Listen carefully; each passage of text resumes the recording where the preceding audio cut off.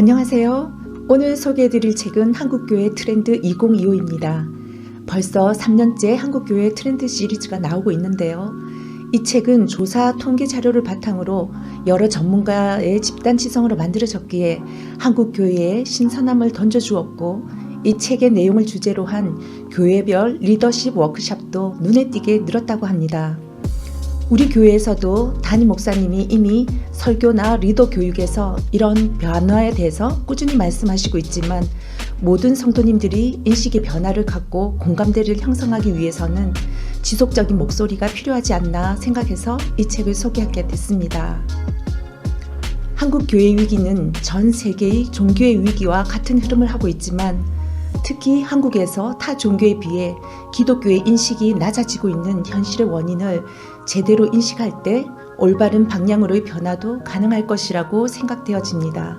저도 오랫동안 신앙생활을 해왔지만 다른 교회의 상황이나 세상에서의 기독교 인식을 막연하게 알던 것과는 달리 구체적인 통계와 긍정적이든 부정적이든 다양한 정보를 접하면서 다음 세대의 신앙의 유산을 전해주어야 할 기성세대로서 책임감과 변화의 절실함이 더 크게 다가왔습니다.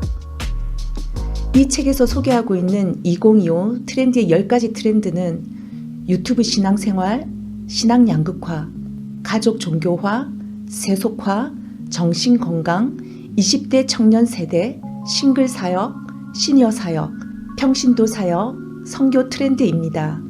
여러분은 이 주제들 중에서 어디에 특히 관심이 가십니까? 하나도 소홀히 할 수 없는 주제들이고 각 주제들이 또 다양하게 연관성이 있어 저는 시간 관계상 20대 청년을 자녀로 삼고 있는 시니어 입장에서 세속화, 20대 청년 세대, 시니어 사역, 평신도 사역을 함께 나눠보고 싶습니다. 첫째, 세속화에 대해서 교인들은 교회 이탈자가 늘어나는 첫째 이유를 교회의 세속화를 얘기했고, 일반 국민들 역시 무종교인 확산 이유를 세속화의 심화의 원인이라고 봤습니다. 물질과 과학이 빠른 속도로 발달하는 현대 문명 속에서 교회도 지난 세월 속에 양적 성장과 번영에 초점을 맞추면서 신앙의 본질이 제대로 뿌리내지 못한 상황을 인정할 수밖에 없는 현실임을 봅니다. 그리고 문제의 중심에 있는 물질과 재정을 다루는 훈련이 얼마나 시급한가에 대해서 개인적으로도 오랫동안 생각해왔지만 이 책에서도 언급하고 있어서 반가웠습니다. 한국인 정신건강의 스트레스의 압도적인 원인이 돈과 경제 문제인 것을 볼 때 교회는 돈에 대한 성경적 원칙이 무엇인지 분명히 알려주고 그 원칙을 내면할 수 있도록 훈련이 필요하다는 것에 많은 공감이 갔습니다. 두 번째, 20대 청년 크리스찬 Z세대에서 대다수가 초등학교 이전에 신앙생활을 했다는 통계를 보면서 주일학교의 중요성을 다시금 인식하게 됐습니다. 이들에게 인생에서 가장 중요한 것이 무엇인지 물었을 때 순위별로 행복한 가정, 개인적 건강, 신앙생활, 경제적 부순위였고, 그 외에도 사회적 정의, 환경보호, 인권 등 다양한 사회적 이슈에도 관심이 많았습니다.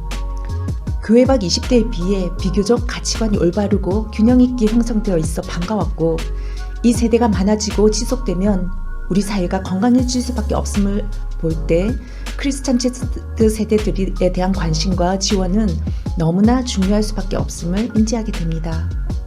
그리고 이 세대들이 교회에 잘 정착하는 데 있어 친구들이 매우 중요하다고 생각했지만 예배와 설교를 더 중시하고 있다는 통계를 보며 청년 세대에 맞는 예배와 설교가 더 깊이 있게 연구되어야 할 점이 보였고, 무엇보다 기성세대와 소통의 창구가 개선되어야 함을 다시 한번 실감했습니다.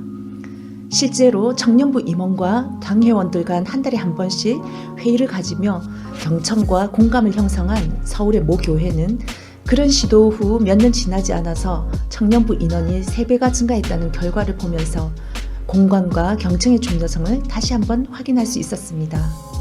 셋째로, 시니어 사역은 세계에서 유례없는 고령화 시대를 맞고 있는 한국의 현실을 그대로 반영하고 있는 한국 교회에서 개인의 성장과 교회의 지속 가능성, 그리고 활력 유지를 위해 도전이 매우 필요한 영역으로 보입니다.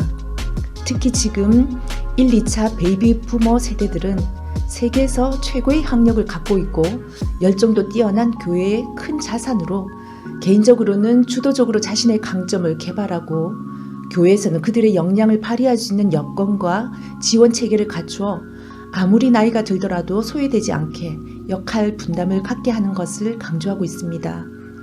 통계에 의하면 시니어 그룹의 소그룹 참여도가 교회 사역 참여 의향과 교회 만족에 중요한 영향을 끼침을 볼 때 시니어들의 자발적인 소그룹을 격려하고 지원할 필요성을 봅니다. 마지막으로 평신도 사역은 한국교회 부교역자 사역 기피 현상과 신학교 지원자 감소라는 피할 수 없는 현실에서 비롯되었지만 평신도는 본질적으로 교회와 사회에 파송된 사역자요 선교사라는 목회자들의 인식 변화도 그 이유로 꼽고 있습니다. 코로나19가 특히 그 전환점이 되면서 많은 교회가 이미 평신도 사역, 특히 신방, 새신자 교육, 성경 공부, 기도회 등으로 많이 참여하고 있는 현실을 마주하면서 우리 교회의 긍정적인 변화를 바란다면 나는 무슨 변화를 해야 할까 생각이 많아졌습니다. 이 책을 읽으면서 시대적 변화 앞에 모두의 공감대를 활성화하기 위해서 부서별로 토론을 해보는 시간을 가지면 어떨까 하는 깜찍한 생각도 해봤습니다. 모두 건강하고 행복한 신앙생활 되시길 응원합니다. 감사합니다.